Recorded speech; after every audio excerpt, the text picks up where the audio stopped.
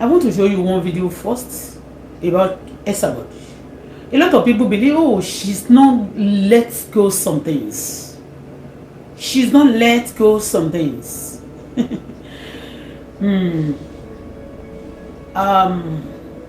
When you are being beat, or of course, especially when you are beat, a lot of people, you are being beat up by some people, and you know you are innocent, okay? And after they've caused a lot of trouble, of course, when you God save you, they say, oh, you just thank God for life. Yes, we thank God for life every day, but at the same time, we talk about the experience, whatever we can do about it, because a lot of sin telling story, this happen, even in our country. We left. In other country too, we feeling it. They started because when you're calling God, people take God for granted. When you're calling the Lord these days, even the law is like granted to some people. Okay, now I saw a video. Actually, this is my first time. I shared a video yesterday. I promised to come out and talk about it. I'm busy. I don't have time for, to come out So, but today I said, okay, before I forget about it, because every day you have different story, you have different things to talk about, But this one is very, very crucial, very personal, and very, very important to talk about. So, this video happened the incident happened 2018 in Nigeria. That is Ibadan, precisely. So, those criminals were arrested. But you know funny thing, the reason why I want to talk about it today, Esabod used one of those pictures of those criminals then, that 2018, and he took my picture, he blocked my picture with that criminal woman, with their group in that 2018, that they were arrested for ritual, scamming people, killing people. Do you understand me? I saw that video yesterday for the first time in my life. But go and check the video of that woman. Esabod placed my video, my picture. When I want to talk, hold me responsible for whatever I say. And if it doesn't come to pass, and it doesn't like that, tell people that I'm a liar. But I will never go to people. I will never pick your picture and then put people together like that. Do you understand what I mean? I will never place your picture like dotting things and putting things together, making people, misleading people. Do you understand? So these criminals were being arrested 2018 in Ibadan. They were into ritualists and scamming, killing. They killed a lady who traveled from America to Nigeria. So that when their secret was being, their cover was being busted. Then for like 2018, the same 2018 or 19, Esabod placed my picture and dotted the other criminal together, put them together, and they blocked me on his maybe idiot millions. Do you understand? If anybody coming today to blame me under this, or you want to restrict me, anybody, be you who, the Almighty God is going to slay you, raise his standard against you. Okay? Now, Ogbesi mo ma play nsin, Ogbesi ba lo wo ni mo fẹ́ Ogbesi sórí platform mi, ó wà lórí platform náà, mo gbesi nígbà yẹn. You understand me? Ipe èmi ńkọ́ o.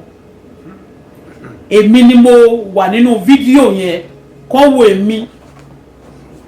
pẹ̀lú ó gbé picture ẹni tó jalè tó ń pa èèyàn àwọn ritualists ní Nàìjíríà tí èmi ń complain nípa wọn nípa ara wọn because they are numerous ní Yorùbá land yẹn a lot of criminals are there you understand me especially ritualists àwọn ritualists yẹn they are terrorists.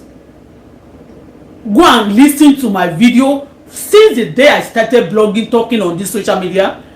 I've been talking about killing and terrorists. Do you understand what I mean? Ritualists are terrorists. Including Esabod himself is one of the ritualists. On the media, Bola stop all the bullshit. There was a time Esabod always advertise the bones of human being. You know, I don't want to go and check it. All of them, they know how to flag. When they tell you at times that I'm going to flag your show, they don't flag people because they pick their video at times. Because they always want people to pick them so that they can go viral. But they pick anyone, anything they've done for long, or they want to be nice, they want to show to the world now that they are not, you know, they have not done anything. So they change things, they flag some people. So I saw a lot of my video. I'm not afraid of it and I'm not ashamed of it. I want to big it to blog. I want on the head of state. I want to world sorry kini. I need to the shame it for the blogger. The reason why I started blogging is because people there with me in my country. And when I started then, everybody saying she's a liar, she's lying. Nothing like that never happened because they were afraid. A lot of people are involved and they don't want the secret to be open. And I want to tell you today, even when I was talking about Ajale, do you know the Ajale? There's some Ajale that is underground, those things, you know, that some people, the crazy ones, they use it for scamming, they use it to, you know, to do many evil things. But the Ajale, I realize again and again these days that even a lot of people who are involved in that as Ajale, you know, those people who are stealing the crude oil of Nigeria, Nigerian people who are doing that, who are also mining, the miner, those who are doing it illegally, I mean, that don't have license for it, they are also operating Ajale. So I imagine a lot of people so much hate me. You understand me? Even they are not also fighting for the people. Some of them, they are not even fighting for the people we are complaining about, but they hate because they are also partaker. And I remember the time, near about 3-4 years ago too, one of change over Nigeria. A lot of secret was being open under the underground like this. That they are storing a lot of money, a lot of things in Nigeria, a lot of Nigeria resources. I'm not talking about overseas. So under even àwọn tó máa ń jí epo àwọn Nigeria of course mo ti wà níbí báyìí tí àwọn kan wá sọ because wọ́n mọ̀ pé mo di blogger eventually tí wọ́n sọ fún wọn pé you know what ìgbà táwọn máa ń jí epo wà ń gbà yẹn tó ti sá wá bí náà àwọn máa ń jí epo wà tó bá ibi tí pipe èmi ń sìn mí mọ̀ ibi tí pipe gbà kọjá gbogbo pipe epo Nàìjíríà mi mọ̀ ibi tó gbà kọjá láti east ni o tó wá sí west ni o àbí ibi tó lọ sí north ni o àbí tó lọ bìkan. There's some people know it, I don't know because I don't want to know because I'm not into it. Even when the battle was in South Africa, to just pay some people, there were some pastors. They came. They said they want by the father of my baby to be looking for people that will be buying the crude oil in South Africa. I said I don't want to. He said, oh, let's take a grant. I said, I don't understand. I said any business I don't understand, I will not be try to do. I mean, could be going around. He said, let's just go to police station and ask. And we go to 2 police stations, and those one there don't take won't understand. I said I'm not going no, and anything I'm not going then if I don't support him, he will not, because behind a successful man there's always a woman. But when I know that I understand this and it's not a crook things, I will tell you okay, let's go, we can make things if I know the way. You understand me? That's me for you. Now let me go straight to the point. Esabod 2017 today before Kinto Show, these people was busted because the criminal then they paid Esabod. Do you understand? Do you know why I'm talking today? I'm still talking because Tony Reso ba figbamo eto fisile o le panu. nígbà tí mo pariwo tí mo mention pé this person is a terrorist, this person is a terrorist, this person are bad, the terrorist is operating in Nigeria. Everybody today, some people started today làwọn èèyàn kan bẹ̀rẹ̀ sí sunkún. I started crying for the past 7 years, 8 years now about over Nigeria issue. And I was saying it then, that's why they dealt with me. I wasn't even talking about myself alone. I started talking for the whole country. Because when I see people attacking me like that when I say no to killing, people are bad, people are supporting the bad people. They were supporting it. So that inspiration came and God started using it for many ways. Okay? So let me go straight to the Esabod story. To what on Wasiu no, I'm also see.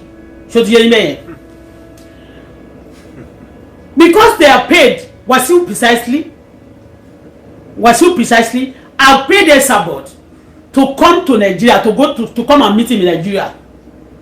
Do you understand? So that we can, because he's the one believe pay on this media, anybody Esabod with all the terrorist group, don't you create it? They created a group of terrorism. A lot of terrorists going on the media, both girls and boys. So they created, because they will create anybody they want to use, they will create their this thing, the followers, and then they will you know, they will make sure that person they will give you whatever you want. Do you understand? They will give you all the weapon you want. You need people to go after people, you need money to do some things, you need a lot of things. So they will make sure they do that for you. And if I'm not getting it, it's because I'm doing the right thing, it's not because I'm a bad person. Now, they pay after paying Esabod TOT could few days to go to Nigeria. That time, she pays my video picture with Lomu, very nice picture. And with this person that was arrested in Nigeria in that 2018, 2017 I was in America. I traveled to America 2017. I spent some months in America and I crossed to Canada. And since 2018 I've been in Canada. And that 2018 they arrested somebody in Nigeria. A criminal was arrested and Esabod dotted my picture, put my picture and dotted the other one and put a place it by the side and called that person Bola. And in Nigeria, and you know what? A lot of people who watching that blog, nonsense that Esabod is doing. Some people believe that she's doing the right thing. She's a liar. She's a blackmailer from A to Z. Because when they give her money, she can do anything to anybody. I will never respect people like that. That is not jealous of who. If these idiots, the criminals, if they never attack me, I'll be an investor in Canada. I will not come to Canada and come and be labor. If I want to even labor, I want to go to job and go and study and start doing some job. It will be voluntarily, not forcing me to do some things, because they changed my direction, they changed my career, they changed my glory. They want to change everything about me, and then they want to force whatever they decide on me when I'm not an investor. I'm a dependent woman, a woman that I depend on myself and on God alone. So Esabod use that. Up to date, that video is still there.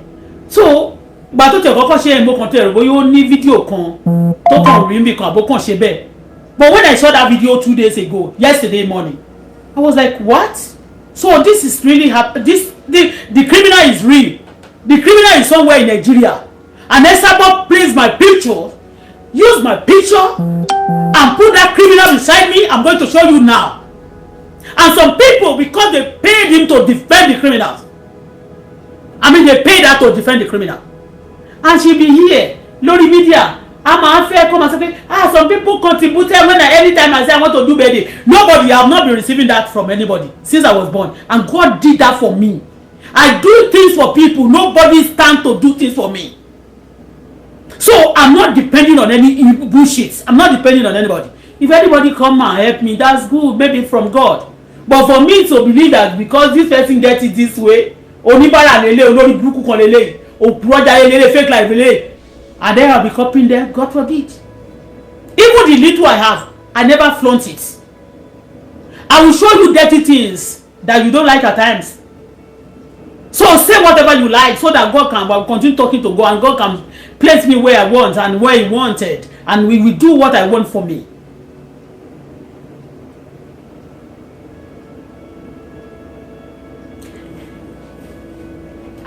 commit crime in Nigeria. Crime yẹn wá jọrú sin. Those things I was talking about then. Iti mo sọ ngba yẹn. Ṣé tí bá purọ́ pa jẹ́ 100% pé mo pa irọ́ mo kewo na bí mo gbogbo àwọn tí mo dárúkọ yẹn. If I lie against them, will they sponsor criminal Esabod that have abused them before? That was the one blogging, they even lying, blackmailing people. If mi ò bá rí tí wọ́n bá sọ fún mi tí mi bá dẹ̀ rí mi ò ní sọ. Tí mi ò bá dẹ̀ ṣe fún mi tí má dẹ̀ wò pé I bug a lot of things, not because I cannot talk, I cannot put my mouth on many things. I can put my mouth on many things, but I don't put my mouth in everything. Let me show you now.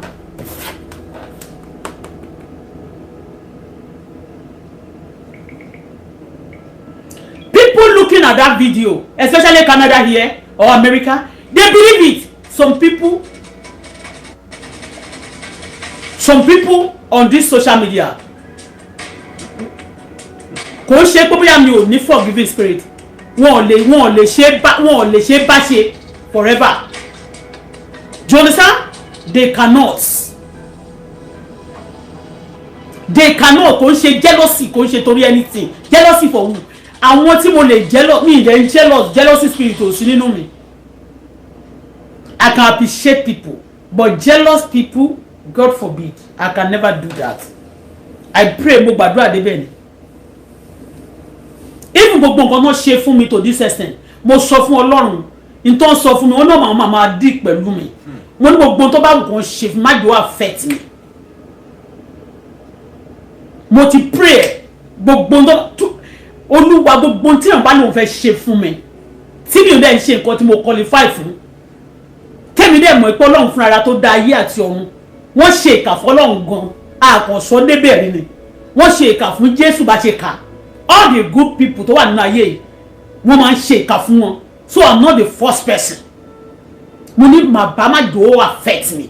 I will not be affected. I will not be touched. It can be painful at times.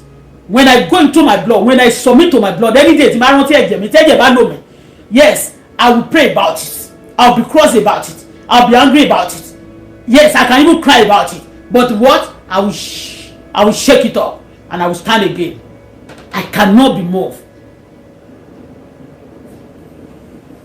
Let me show you this video. I post it on my platform, but nobody knows. I mean, the mission, my real mission. Ṣé bẹ́ẹ̀ ṣe mú lọ sí 50 tẹ́ mú wá sí kìíní yẹn. Bọ́lá ṣe bá máa moderate sí. Ọlọ́run máa ja yín wálẹ̀ gbogbo ẹni bá wà lórí platform tó bá moderate gbogbo tí n bá ṣe. Tó jẹ́ pé wọ́n tó be moderating me. Tí mi dẹ̀ ṣe bẹ́ẹ̀ fún ẹ, Ọlọ́run á máa ja ẹ wálẹ̀. Ẹnikẹ́ni tá bí nínú obìnrin tó bá lò máa já mi wálẹ̀, ó máa já mi wálẹ̀. Ọlọ́run máa já ẹ wálẹ̀ ní títí ó máa fi já sínú sàréè bó ṣe máa jẹ́ nìyẹn. Ìní ni kò má moderate anything.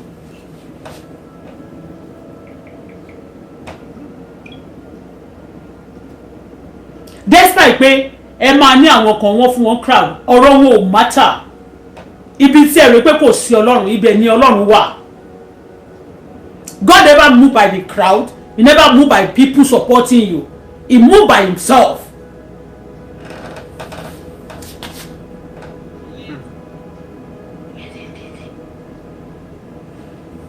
This is the video.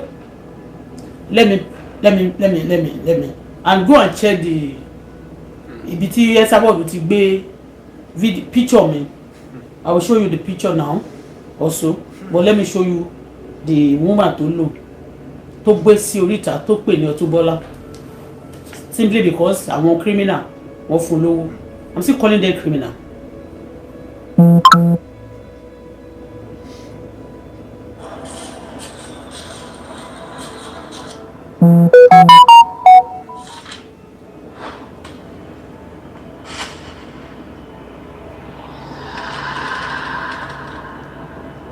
First time to marry video lele.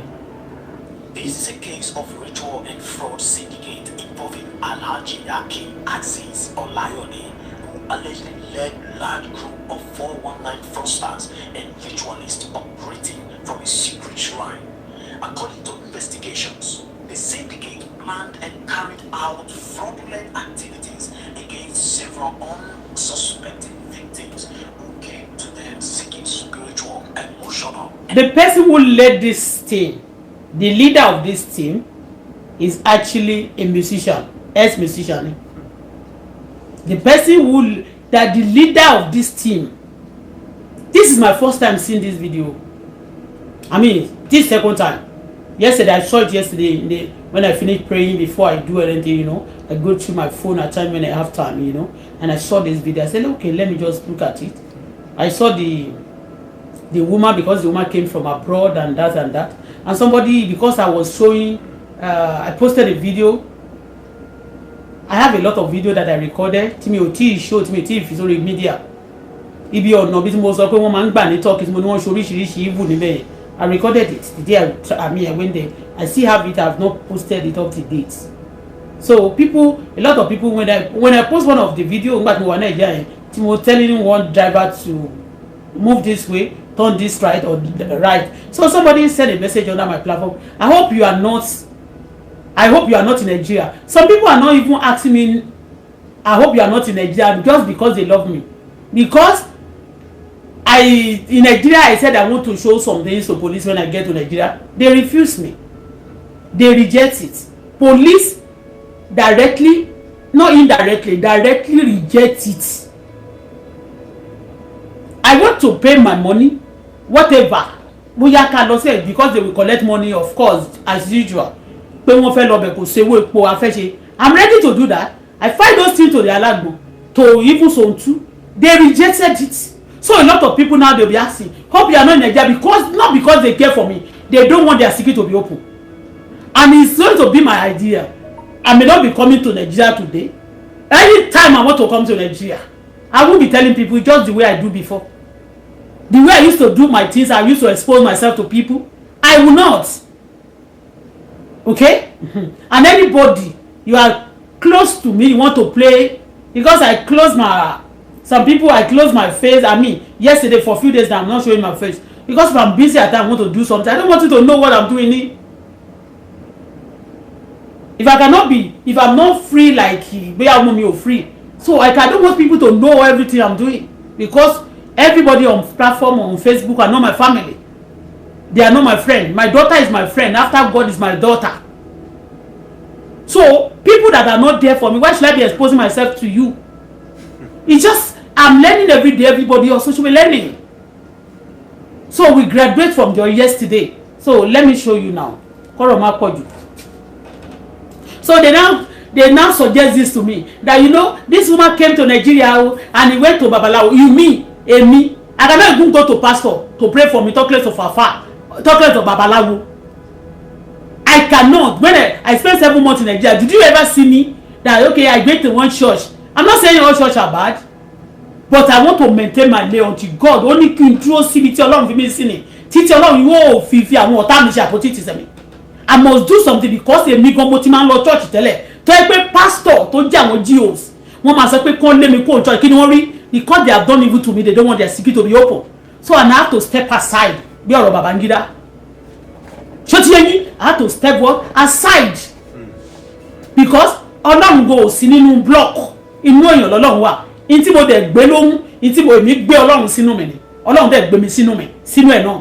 So if some people don't want me around them, maybe we don't carry the same thing. And what they are doing, they don't want me to see it. So that they know what is in me is going to expose them. So when the sister asked me, hope you are not in Nigeria, and quickly I noticed a boy.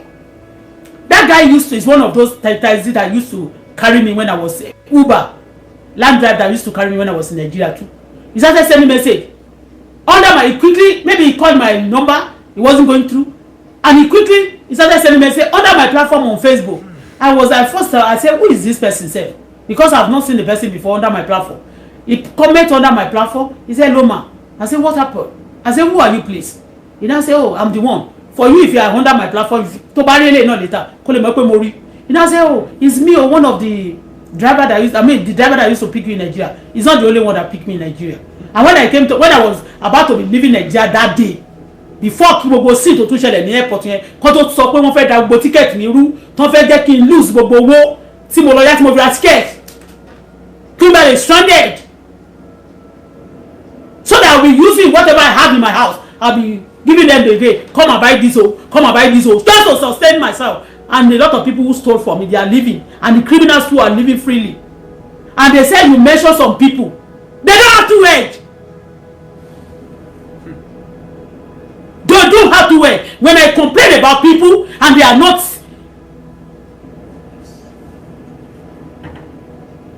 when I complain about people and the authority, I call, and I make a lot of moves for me to have justice, for me to have my peace, and they refuse, and they turn my complainer to accuse. And some people want to be telling me, she talk about this and fucking what? And fucking what? When the criminal are not being treated. Criminal are treated like a king. And this innocent person like me, I'm being treated like a criminal. And they extended that into abroad too. For people to be torturing me here so that they can think I'm a bad person. Protecting their people. And nobody is so criminal to ban so criminal. You should be responsible for your criminal, for your crime. I should not be responsible for it. There's no right for anybody to take me as a criminal, to punish me for what I've not done, and to be protecting the criminal. It's against the law. If there is law at all, and there is law, to be sincere, there is law in Nigeria and everywhere in the world. But when people started taking it as a personal thing, taking the law as their things of their family, that's when you face this nonsense. So let me show you. They paid Wasiu new, they pay Esabod new.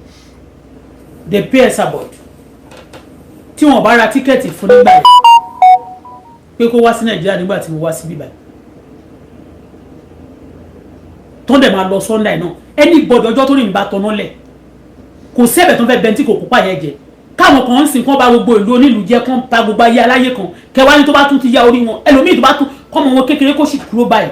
Bitterness yóò máa generate ni. Òun lè ṣe rí pé nǹkan tó ṣẹlẹ̀ nínú Bíbélì láti ìgbà tí wọ́n ti bí aláya láti 30,000 years ago. People reacting on it up to date. It's because of bitterness. You cannot cheat people and then you beat them you destroy them and then you want them to be quiet. You destroy people because you believe they will try whatever avenue, whatever little strength they have. They will use it again to fight. That and not that you either you call a spade, you settle it from the bottom, from the big generation, from the beginning, or you allow the trouble to continue. You cannot destroy others and then you want your own to have peace. It's not done. When you kill their father, when you kill their mother, when you destroy them, let me tell you, somebody will read the message. They will remember it one day, and they will do what? The fight will continue. Except about the right thing. Do the needful. Not that you destroy others, you hold others for just for them to be destroyed, and then you after some time you call for. I don't understand.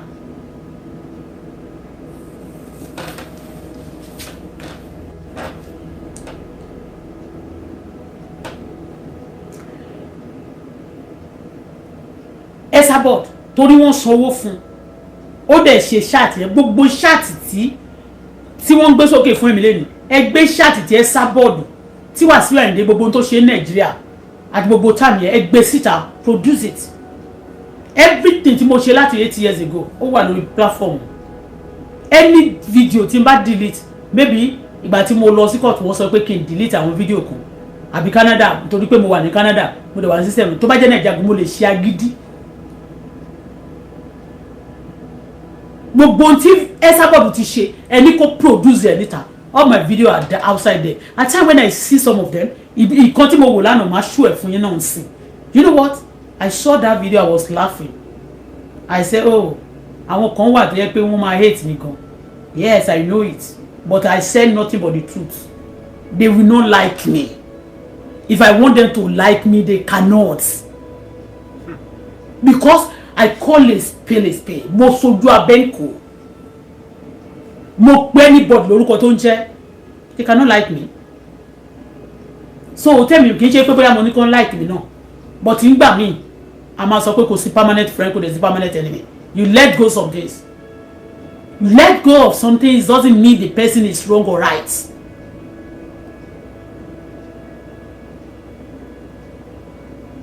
Kí n tó pe àwọn èèyàn, kí n tó pe president tó di bàbá tó di president lónìí, kí n tó pe wọn terrorist.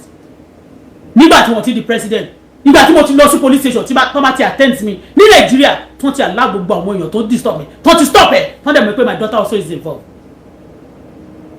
Because people take the law to their hand because mafia is on the case. What is it? If I tell you today, because of the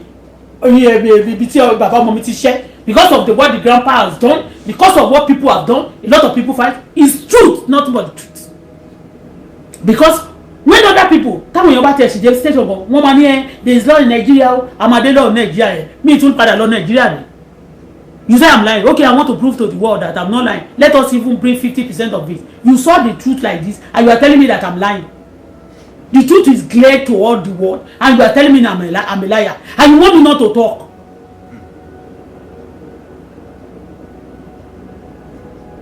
And my products, my own product is being affected. Do you want me to be affected like that and keep quiet and be mute?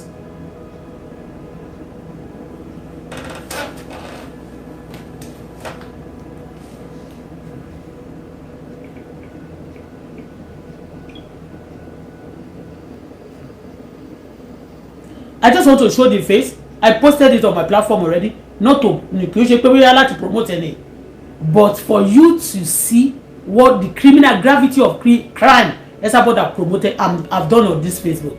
She's a terrorist. She works for terrorists. And what on they are criminals. People promoting Esabod. Even at time jáde àwọn ọmọ ìwé lówó gan o wọ́n ti dá owó báyìí 1 million. It's a lie. Àwọn tó dá owó fún oni sọ̀rọ̀.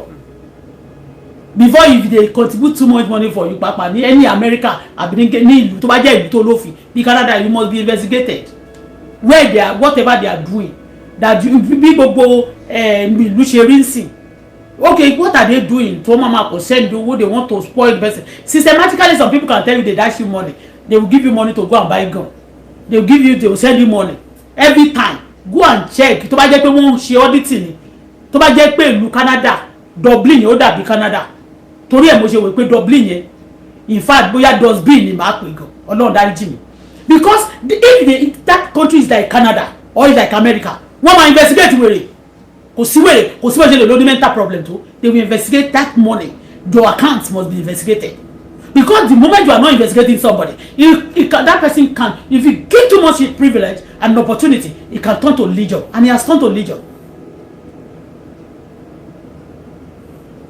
So if anybody commits crime in Nigeria, any criminal, they will call this person. So you should be protecting them. If you abuse this person, you are going to cost, you are going to be this and that. Who are you? Are you the law? If anybody abuse anybody, take the person to court. You are not the lawyer. tó bá jẹ́ pé kì í ṣe crime ló commit kí lè insurance mo jáde mo ní one lady in Canada here we together with Koko Zaria, and the lady has a problem with one boy called Salo, and Salo was shot in Nigeria, almost died. And I asked him, I asked the Yoba who thought, I hope it's not Koko Zaria and his boys, and of recent also their secrets out that they saw them with many guns. I would actually got the first one they saw. It's not the only one they have. They have. Nobody will have gun that will be showing it outside. But we know that they have it. And I asked, that one is because of life. It's not related to me. And I'm not saying they should come and support me. He have nothing to offer me. But they are destroying people because they are lesser than them. Call less privilege. Less privilege is everywhere in the world. Because you don't have criminal before you can move freely, you can have your freedom, you can be okay and do your business, and you have to have God, all these criminals as your friend or godfather or what? That should not be. Esabod is being she has not been investigated. And she has caused a lot of trouble, especially me. The Canada majority of them, they may not believe it today. But in the beginning of this issue, They believe it. That's why you saw me. I cried today. I cried many times. And you see me, I was tortured. Many things that happened to me. Up to date. And then you now want me, my marry Wasiu yẹn nísìn. Ṣé o ilẹ̀ tó gbà lọ́wọ́ mi ó ti sọ fún mi pé Bọ́lá o má bínú gba owó yìí bóyá 10 million lélẹ̀ ó 10 million kéré kó tiẹ̀ sọ pé kọ́mọ́ 10 million okay gba o. Television tell me dash Wasiu ní ọjọ́ kan ẹyọ kan is $10,000 mo ra ngba $10,000 how much is it now? $10,000 how much is it? Apart from nǹkan tó gbà lọ́wọ́ mi gbogbo nǹkan tó fi kúrúkù gbà tí gbogbo wọn tó tẹ̀ ń gbò wọn lọ́rùn ní ìrànkọ́ máa ṣe kà fún mi. And some people will tell you you are not forgiving spirit. You don't have forgiving spirit, or what do you call it? What do you call it? Wasiu is there in Nigeria. Wọ́n máa gbé iṣẹ́ àwọn ilé ńláńlá àti gbogbo nǹkan tó ń jí lọ́wọ́ ìran tèmi ìran ọmọ mi. Ilẹ̀ tí ẹ tó ń gbé ilẹ̀ wá fún Esabod yẹn. Ilẹ̀ àwọn ìran ọmọ tèmi ló ń jí. Gbogbo ilẹ̀ tó ń gbà wọ́n yẹn. Ilẹ̀ is part of the reason that war is even. They stole a lot of things. I told you that ibi tí wọ́n pè ní Lagos Nigeria tó ń pè ní Lagos New Lagos Lẹ́kì yẹn níbi tí ọ́ìlì tí gbogbo àgbáyé ń mọjúmọ́ yẹn. The first bank tó wà ń bẹ̀ bó ṣe kéré tó ń gba ẹ̀bà pa ọmọ mi lọ́wọ́ ẹ̀dì as a bank manager. Gbogbo àwọn gas station tó wà ń bẹ̀ báyìí làkàpá torí ẹ̀ mọ́ àwọn tó níbẹ̀ yẹn kó tó di pé tó tún wá ní refinery gbogbo dé. You get it? Gbogbo àwọn tó ní làkàpá African gbogbo àwọn hotel tó wà ń bẹ̀ àti gbogbo àwọn gas kìíní tó wà ń bẹ̀ because the father of my baby go there collect things. Wọ́n máa pè kókó wá gbé owó ni. Wọ́n máa gbé owó sí bank so gbà mí wọ́n máa ní wọn ò fẹ́ àwọn staff bank wọ́n máa ní kí manager bẹ̀ gọ́gọ́ fúnra rẹ̀ wá ẹjọ́ tó dẹ̀ máa lè kúrò níṣẹ́ Ọ̀gbàrá Kasim ló wá problem wà Ọ̀gbàrá Kasim dẹ̀ connect pẹ̀lú àwọn olówó Nàìjíríà tó ń gbé ìpòkó Nàìjíríà you are telling me I'm a fool ilẹ̀ tó ń gbé fún Esabod lórí social media ẹgbẹ́ ló wà náà olórí burúkú ọmọ fúlàní tó wá kò ṣe mi I don't have problem with Hausa and Fulani but you are doing evil kòrókòrò like this. Esabod wọn borúkọ mi jẹ́ ọmọ àtọ́tọ̀ ọmọ mi ikú lọ pa ilé ọmọ bẹ́ẹ̀ni I'm not saying they should not destroy me but you know what is the war we continue to from generation to generation ayé ní òní dá. Esabod wọn mú ojú mi when I was in America and Canada already in Canada at that moment the person was arrested 2018 already in Canada 2018. Already in Canada 2018, I traveled to America to 2017. From there to Canada. And Esabod dope my picture because the criminal, if they are not criminal, why did they pay him? Pay her to go to Nigeria because they want to cover the sin.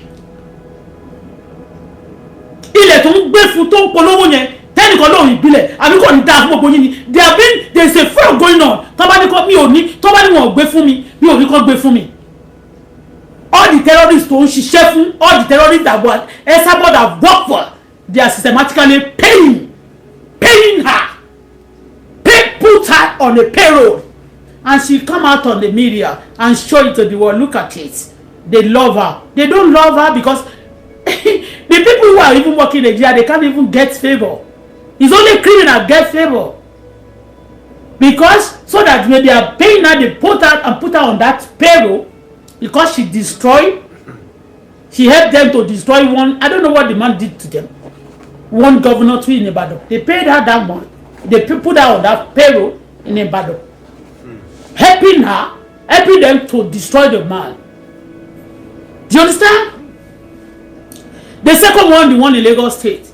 It's not even in Lagos State. One of Funili and the much one of Fulano Badagry. One of Lagos Island, Papa. A penny.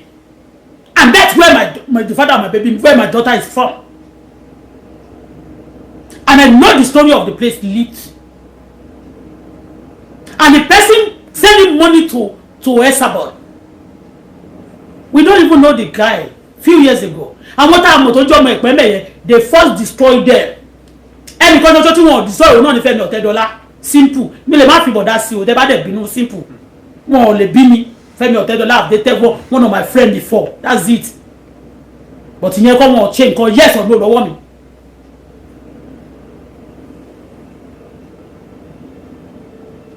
They systematically, when I call her terrorist, they say she's jealous of her. Jealous of who? Do you think if I'm not a good person or I've not worked for a little to develop myself, do you think they can steal anything from me? I've tried on my little way. I've tried the little way of mine. Kò ṣe àwọn terrorists ló máa pè àwa ní ọ̀lẹ. They systematically putting those people giving her money. They are just using system to pay her for all the good job she have done for a lot, to destroy a lot of lives. I am telling you.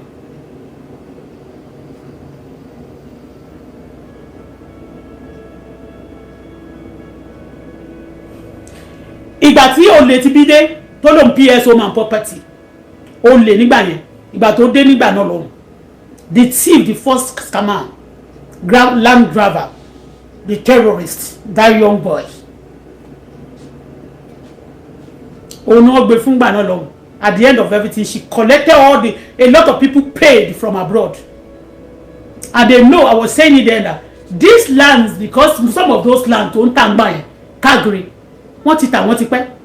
we now discover that they just collect those money to enrich themselves. The story.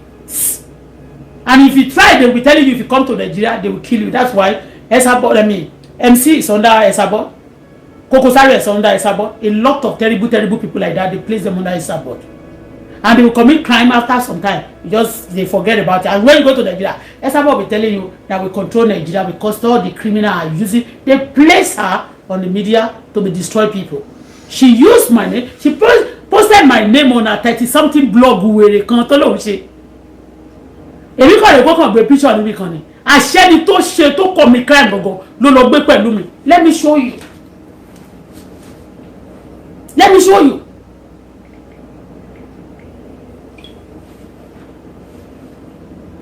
Mafia is on it. Tó bá sọ fún mi pé mo sọ̀rọ̀ ẹnìkan, pé mo pè yàn ní terrorist, tí ọba ó ní mo pè president ní terrorist, wọ́n ti di president nígbà yẹn. Tó bá ti di president, when terrorists operating through you and you complain in the police station, they are not saying you can call the president a terrorist. If they are not doing anything about it, you show that maybe they are having backup from the power, from the authority. Simple as ABC. It's not a blackmailing. So don't be showing me that one and covering what the Esabod have done before. If they didn't offended me, I may not be a blogger today. But at the same time, I give thanks to God at times because of many people who have saved also. But at the same time, people cannot be saved and then people destroy me and my daughter. It's not done. And Health Solutions. One of build some personal details about herself. That small amount of information would later change her life. She told Samsudi that that's not the way. I just want to show the face of the person. I want to show the face of the lady. She used my name, my face too. It's taken my family generations to perfect the perfect color. Patterns makes perfect. Can your Wi-Fi turn Dad's cave into a hangout? This Wi-Fi. or 600,000 naira as payment.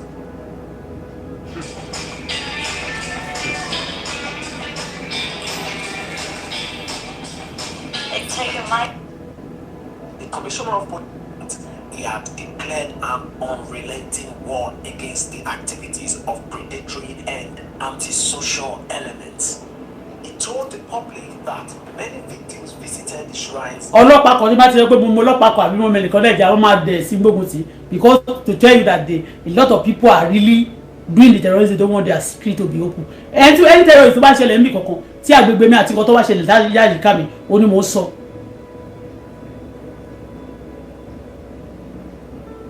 Spiritual realm. Okay, yes. I think we agree. Disclosed that he hailed from Ogbomoso and was formerly a Fuji musician with the stage name Santana. He said he was once defrauded by a 419 syndicate. Hold on, that's not the issue. From whom the syndicate collected 30 million naira. At Ajayi Akin disclosed that he hailed from Ogbomoso and was formerly a Fuji musician with the stage name Santana. He said he was once defrauded by a 419 syndicate when he sought chance for fame. Afterward, they allegedly convinced him to join them, assuring him that he would recover all the money he had lost. That was how he joined the group, and over time, he became the leader of the syndicate. Suspect Sherifat Badamosi demonstrated how she used that's Sherifat as a white witch. You see, that's the picture she took. Do you see? And capable Do you see this picture? In the spiritual Go and check it on Esabod this thing. See? This is the video Esabod used. You see? You see?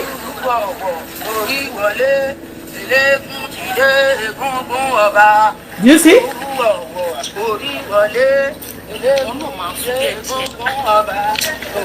Do you see the picture? You see? Do you see the woman?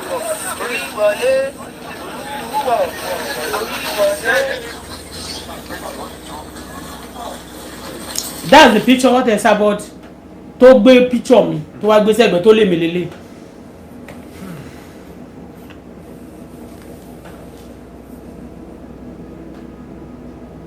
Ó gbé lé náà ó dẹ̀ lé mi lélẹ̀. Àwọn òyìnbó tí ò mọ̀ anything they believe it. Just like bàtí ìyá Ìbàdàn wá tó sọ wípé ọmọọṣẹ́ Esabod tó sọ wípé èmi ń kọ́ wọ́n ní mo fi òkú ọmọ. One of the Esabod follower or assistant to Esabod because wọ́n fira wọn sórí kíní ńgbà yẹn ni tó wà Nàìjíríà ń sìn ọmọ ẹ̀ wà ní Canada ń bíbá.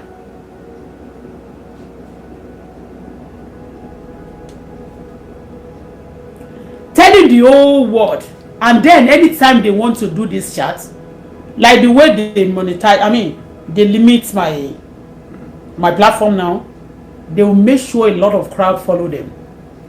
They actually don't want anybody to listen to what I'm saying, believing that by the time they demoralize my page, many people will not see me, and they will not understand what I'm saying, and they will not listen. They believe what I'm saying is not, it doesn't make sense.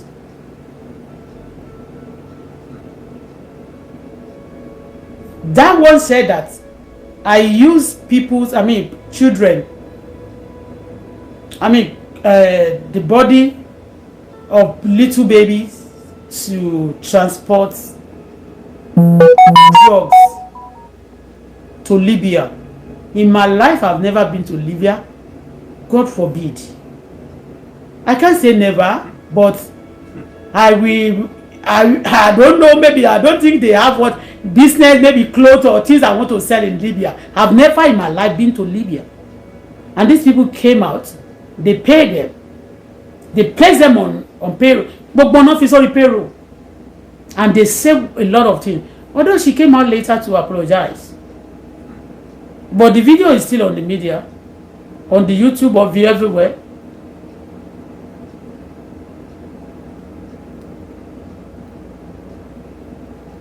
And I'm living in Canada.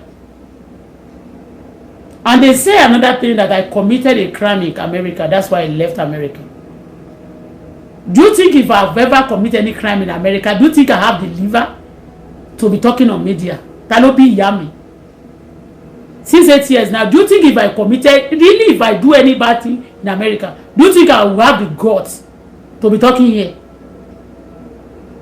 Or to be living in Canada and then be opening my mouth like this? But just for them to have a support, believing that when they have support, I am going to be fade away. I'm going to fade away. Even when people don't show me love, I will show up on the media, except I'm busy. Even at all, Timbari or so, that's all. I'll post my picture, I'll just pray for myself and I'll post it there. You can look at it and moju see me. It doesn't matter. Torí tó enter ìkọjú sí gan, tẹ́ bá kọjú sí mo. Ngba mi tí ó bá ku ṣe epo bá yín wà nínú clique. Ayé ò lè dá. If I'm in the same clique with the bad people, I won't be complaining about money. All the nonsense they are doing to me today, nobody will be able to do it to me. Including family, they won't be able to mess up with me. Outsider will not be able to mess up with me. But I don't want to join bad clique. To me, it's a bad clique. You must be able to live freely without getting into a leak.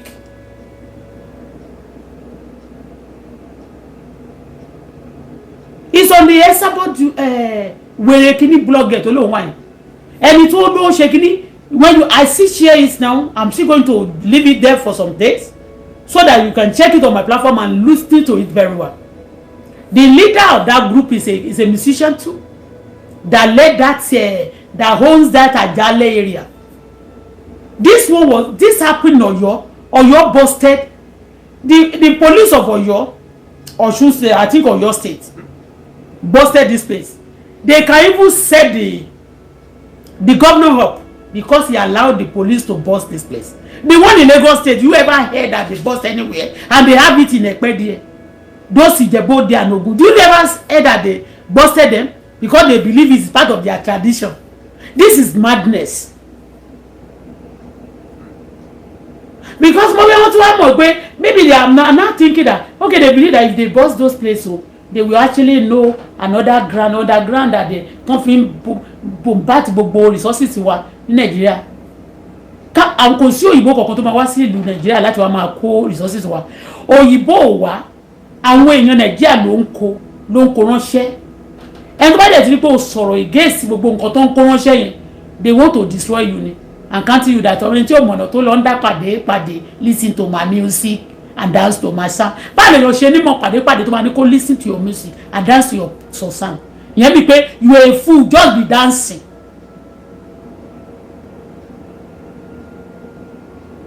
In Oyo State, he was busted. I was talking about some people who there with me. I never cover anybody. And I'm not ready, and I don't want anybody if I think bad shame, you don't even need to ask me before I will tell you that but it was only you pé mo ní mo smoke rí o. Bí mo ṣe gbogbo ayé mi mo sọ. What is there? When you still want to do something, so bá fẹ́ cover the mama cover up. I don't cover up. If I do anything, tó bá ní mo ṣe mi ní bínú. Tó bá ní terrorist yẹn tó dẹ̀ mọ̀ pé nínú ẹ̀ terrorist ni pé ó lè má jẹ́wọ́ direct àbí ẹjọ́ ní gbogbo yín ẹjọ́ dókò ẹjọ́ ṣe terrorist. When they call you that name, don't reject it, don't get upset over people who call you like that. If the people call you shit of war or they call you whatever, don't be annoyed. It's because of the way they see things that these things should not be like this. That's it. If they call you your name by your name, you should not be angry. Like me, if I do things that I know that is true, I did this, I won't be angry. I won't. But Esabod will now go and pick a criminal and place the picture of a woman with dignity and decency. Put it together. Pastor to support ẹ máa ṣòfò ẹ máa ṣòfò ọmọ. Àwọn olóyìnbá nínú ìgboro ayé tó sì ń support yẹ for iṣẹ́ burúkú láti máa fi system wọ́n máa ṣe òfò gbogbo tó wà lọ́wọ́ wọn. Wọ́n máa sọ pé ìwọ lè sọ pé wọ́n máa ṣe òfò. Ìwọ náà dẹ̀ náà wọ́n jí ikọ̀ sórí òfò tó fò bá fẹ́ ṣe èèyàn. Ò ń gbọ́ ọ̀tọ̀ ni. Téèyàn bá já èèyàn lólè ó lè lẹ́yìn Ọlọ́run fi ń ba kàrí àyín jẹ́ ni. Ipe ó lè lẹ́yìn yìí ó ẹ̀yin tẹ́ jà mí lólè sí àtàwọn tó ìkẹ́rù mi ń bíbà tó máa bìlí pé akọ̀fẹ́ ṣú ẹ̀ ni akọ̀fẹ́ ṣe gidi ó lè lẹ́jà ìlara ló ṣe yín. Dupeke painless, you now paste people who are doing terrorism, pretending, and when they call you terrorist, you be angry. Are you not? Are you not terrorizing me? Before I start talking, how many years Timothy Mutz? How many years Timothy Sabag? Mosak jini káàkiri gbogbo Nigeria. And if I'm lying, why do you send people, a lot of people after me then? Why? Why? Why? It's because I'm saying the truth and you don't want your secret to be leaked. And a bad is strong people who call themselves good team. They are part of it. That's why they are still protecting the one around Lagos. And if I talk, I cannot even talk about like you Oloshi, madam. I call you Oloshi, abe yawere ni. Blackmailer, killer, terrorist woman like that. We are still going to continue to say it, and I'm not deleting any bullshit on my platform. I don't delete it. if I'm lying against people one joke on what mo tún padà dé Nigeria let us say one minute come and investigate this one take one but they believe that the criminal are better and then they are stronger and they are more respect.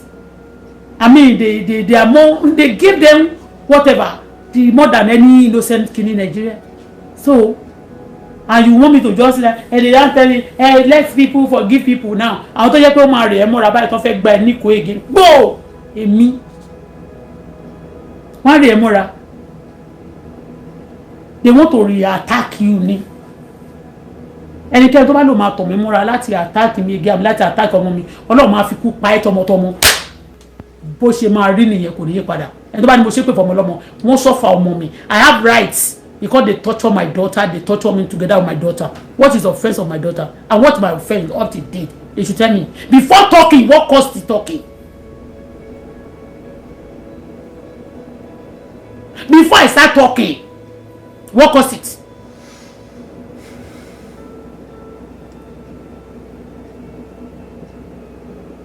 There's nothing frustration cannot cause.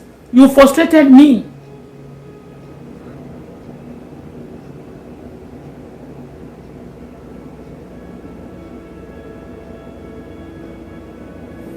That video I posted it there. Somebody who committed the crime in Nigeria. You now place and they, you know what? For you to know that criminal remain criminal. They now use and the person used, they said the woman should react the way he used to scam people. And then he will cover his face with some wig. And then he'll be dancing that he's a white witch. Did I ever call you, did I ever introduce myself to you as a witch on this media? Is it not Esabod that used to call herself white witches? She called herself at that time black witches. At times she called herself goddess. At times she called herself whatever. Did I ever introduce myself to you as a bad person before, witches or wizard? I will tell you, I'm a child of God, evangelist Nimi. I'm a child of God. Even my name is Bola Folashade Kyoto Bola. At times I can tell you, I'm from Ikaria Koko, Nondo State, Omolukaria Lidaroguman Sashotemaru. I married, I've dated this person, I married, I got a baby for this and this me. Did you ever hear me calling myself a black witch or white witch? I against them because I know what they do. This is it, they lie to people that most of the time that they used to do, you know, and people, you know, people believe that maybe they are doing magic and they play on people's intelligence and people want them to continue. Shebi is Esabod, he admired them, he called herself a white witches, and now she now puts a me that I'm a child of God. I'm the Christian Yoba, one of nice Christian and good work, and one of them. A dignity woman, hard working to the core. But you cannot be telling me what to do. After me, I go and work, and then you stole all my things. The one I work here. If I'm not holding, if I'm holding money for the house, they ask them to inject me. Maybe they will call me to come and take my goods, including all my bra, pints, clothes. But at one name is more than 80 PS. At the new one, at Yodo, more than 80 PS. My daughter bed, for you to know that you mafia that you have time me, a lot of them you are using. You could brook my pani. Ọlọ́run máa jẹ́ kí ìjà àwọn tó jù lọ máa dìde ogun sí yín. Wọ́n máa ju nuclear bomb sí gbogbo property yín. Wọ́n máa bomb ẹ̀ bẹ́ẹ̀ ṣe fẹ́ burn me down. Bẹ́ẹ̀ ṣe fẹ́ burn me down. Ọlọ́run máa jẹ́ kí àṣìta bomb nuclear bomb. Ọlọ́run máa jẹ́ kó wọlé iṣẹ́ yín, kó wọlé ayé yín, kó wọlé ayé ọmọ yín. The bed, my daughter bed, is more expensive than my own. Mo ń dá owó yẹn báyìí ni bí mo ṣe ń lọ bí ṣe ń pààyàn àti gbogbo àti bá ṣàṣe nǹkan tí bá ti rówó. Mo ń dá báyìí ni pé I want to get my daughter a nice bed because wọ́n forfeit bed ọmọ mi ní Nàìjíríà kí n tó kúrò nítorí àwọn onítíátà wá yá ilé mi wọ́n dẹ̀ bà gbogbo ẹ̀ jẹ́ and I noticed that systematically people are attacking my daughter. Because when people want to be stealing your things like this, they want to destroy your own children. You want to know what okay? To no fẹ́ destroy your mommy, all of destroy ọmọ ẹ. Lójijì ní gbogbo ọmọ ẹ máa ló máa ṣọ́kú lójú ẹ. Gbogbo tó gbé sókè tó fi ń gbé ọmọ ẹ ló fi tó fi ń gbé ọmọ ẹ lé, ó máa bẹ bá yé ọmọ ẹ jẹ́. Àdàbí tó pé mo kúrò ọmọ yín, àdàbí tó pé ẹ wà after mi ni mo sọ pé wà after mi. You cannot do evil to me and do evil that evil to. It don't shame on me, don't do me too. I've been trained. My family are there with me. I've stand for that, and I promise that no evil, nobody will do that evil to my daughter. And you are after my daughter like that. Me no, mama shake for money. You don't want to allow my daughter to rest or to happy or to good things that I plan for her to come to pass. And the prayer that I pray, that will be costing your children as well. Ọmọ jọmọlọ. Ọmọ kò jọmọlọ. Mo bọ̀ Wasiu. Mo rí àwọn ọmọ ẹ̀ kí kọ́kọ́ bẹ̀rẹ̀ pẹ̀lú ẹ̀. Ìtì débẹ̀. Gbogbo ẹni bá dá sógun fọ́mọ mi. Tí mi ò rẹ̀ dá sógun fún yín. Ẹ̀yin fẹ́ kí n wà láyé kí n rí ọmọ mi àbí ká máa dààmú gan kẹ́ máa lẹ́ṣẹ̀ ìwọ ìyá ló jẹ tẹ́mi ẹ̀ṣẹ̀ mi kò ní ta fún ìyá yín. All the criminals are enjoying Nigeria when you can steal people's things, you can destroy them. When you have gun, you can go after people tó bá ti lè stop owó yẹn, then they be clapping for you in the society. What is my sin? She talk about Nipa. Before I talk about you, I've reported you and I've expect you to do the needful. You refuse. I'll talk about you. Simple as that. And let me tell you, you see now when you are in any position, when you see now somebody today, let me tell you, God is there too. It's your senior. The nature also is your senior. Ìjì lásán, atẹ́gùn lásán is your senior. Even the snow, common snow is your senior. Whatever things that God created before you are created is your senior. So don't believe you are seniors me, nothing seniors you. You have a senior.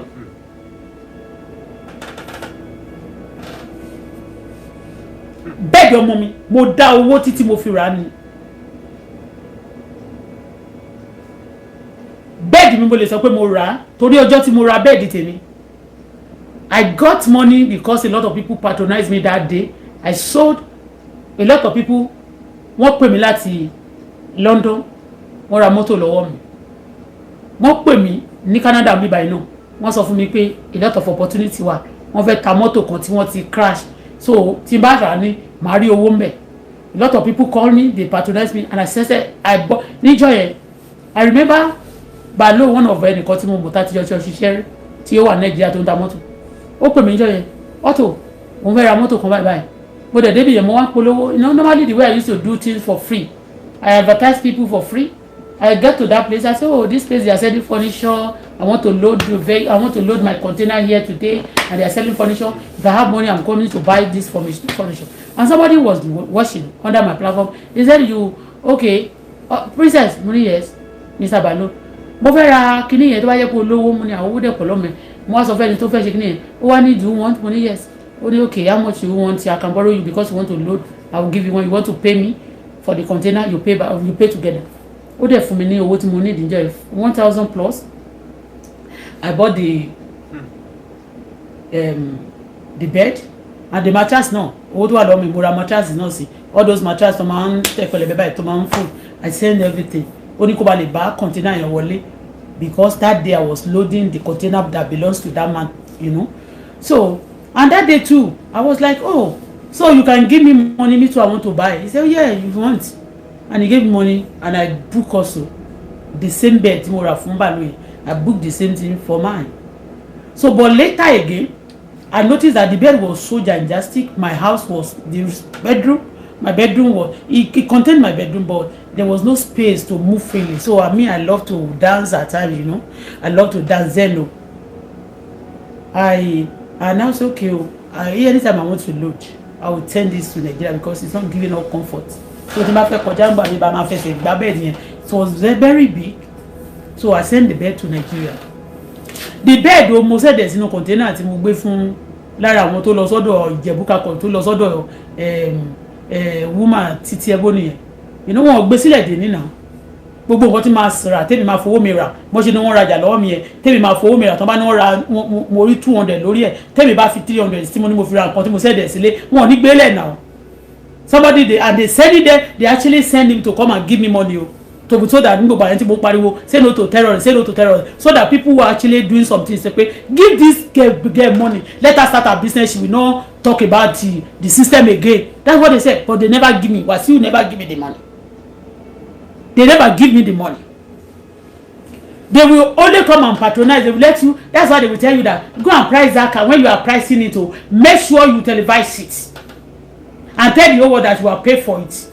And those people who send them money to give it to you, they'll be thinking that, oh, they have delivered the money to you. Criminal brain.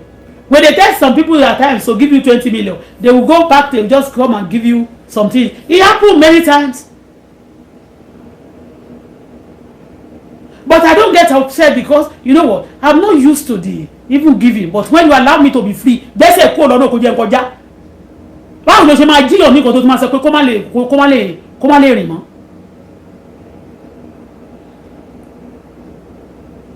Now, that very day, I now said, don't forget, I'm talking about my daughter's bed. So I now said to I bought the bed, I got one for that balo, and I got one for myself. But later I discovered that, oh, it was too big for my room. I used it for like a month too. And I said, I will send this to Nigeria. It will be good in my bedroom. That since that time, I started having a plan. Like, okay, I should forfeit a lot of things in the house. So let me be putting those things in my house in Nigeria. So it's going to be good for me back home. You know, we have big rooms like that. Okay. I got this one. I went to work. On the way going to that job that day, I saw some shop. A lot of Nigerian African things in that area. I said, oh wow, this is good. I'm going to come in the afternoon because it was night job then. The next day, I tried to sort the place. After some few days, I went there. So at that surrounding, I saw a lot of furniture shop that was fantastic. A lot of African wares, a lot of Indian things, you know. Very nice area. That was John Talo. But they lost it there. And I said, oh, this shop, I'm going to, when I change my wardrobe now, when I want to change my bed, my furniture, I'm going to patronize this place. I have a dream. And this is me for you. I have a dream. I don't want people, your dream is yours. Mine is mine. And I started contributing money. That's how I got my daughter furniture and the last furniture. Furniture me. And I didn't pay once. That's why even but mo fẹ́ ṣe insurance kan. Tí wọ́n ní kí n máa send gbogbo receipt yẹn. Some receipts were short like this. I started paying little by little. And I pay with. In fact, in Bayego, I was still afraid of using my credit for furniture like that. Any owó tí ó bá ti ṣe profit mi, or tí ó ṣe iṣẹ́ tí mo lè tó jẹ́ tèmi, mi ò ní jẹ, but to buy credit I don't use them. I started contributing to get something for my daughter and to get something for myself.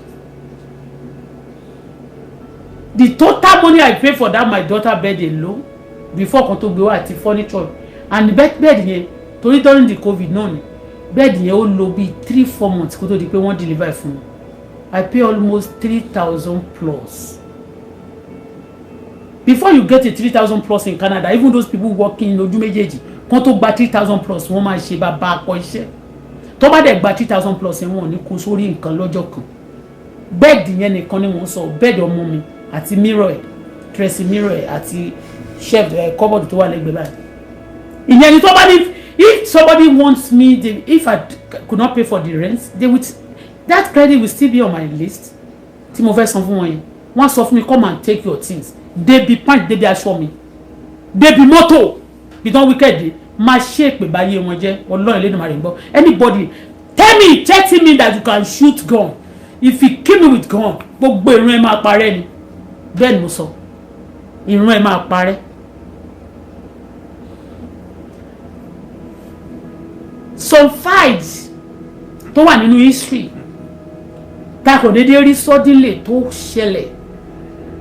Ó ti wà map, ó ti wà nínú design, ó ti generate for long, kò ṣe ń sìn. Stop it now before it stop you for future. Stop your bullshit over me and my daughter.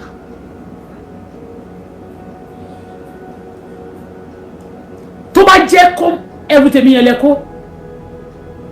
Come and take your things. Atasho. Do you know if I want to buy those clothes now? If I want, mi ò raṣọ China o. Àwọn aṣọ mi, mo máa ń raṣọ China gbà mí. Kò dẹ̀ tí ìgbà tí mo mọ China gbogbo website yẹn. Shop tí mo ti ń ṣe shopping. Àwọn shop nínú mall ni máa ń lọ. Tó bá wo history àwọn card mi, you see I go to shops. And you know Canadian things are expensive, including aṣọ. Aṣọ ẹyọ kan ní àwọn shop tí ma ti ń rà. Àwọn Frankliner Italian náà ló ṣe wọn, Canadian shop. Ní àwọn ibi tó ti ń ta red meat, a máa ń rí àwọn aṣọ wọn yẹn ní kind of aṣọ tí máa wọ̀, ìmí 350, ìmí 300. 350,000, $350. It's about going to 4 to 500,000. I'm a politician lè ra aṣọ 8 million, but I don't get to that level. But in this Canada, because me dey jale, tó bá pay fraud ni mo fi rà àbí mo jí ni, I won't be pay. It too pay me.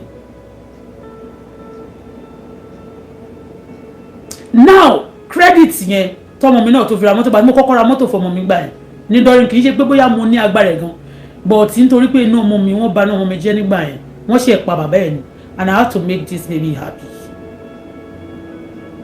because I know a lot of people after my daughter. It's not, this doesn't start from Nigeria, I mean from Canada, it starts from Nigeria.